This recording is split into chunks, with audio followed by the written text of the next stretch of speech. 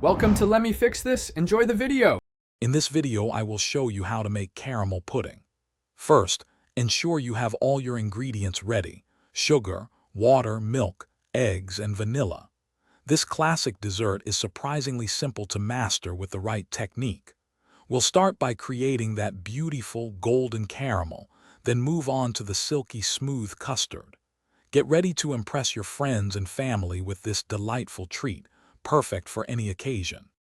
Now let's create the star of our pudding, the caramel.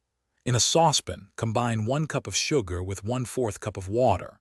Heat this mixture over medium heat without stirring, allowing it to bubble and transform into a beautiful amber color.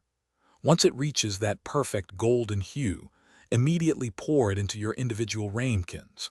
Swirl each ramekin gently to coat the bottom evenly before the caramel hardens. Hey everyone, quick pause. If you're finding this video helpful and delicious, please hit that like button and subscribe for more amazing recipes. On another note, after enjoying your perfect caramel pudding, why not relax with a good book?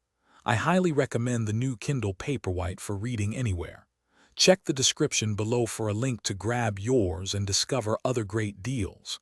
Now, let's get back to the video. Next, we'll prepare the creamy custard.